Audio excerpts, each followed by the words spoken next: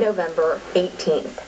In South Anchorage earlier today, it was a close call for a school bus full of Huffman Elementary students. That is according to Anchorage police, who say the school bus was traveling west when it collided with an SUV that was headed east. Witnesses say the bus was in the intersection of Huffman and Lake Otis, turning on a yellow light when the SUV had the green.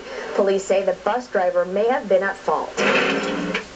The bus driver probably thought she had enough time to get through the intersection, but was struck. The driver of the vehicle was the sole occupant going eastbound.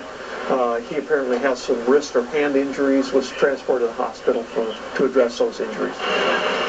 Well, the kids were checked out and placed on another bus to continue their ride home. Luckily, no injuries there.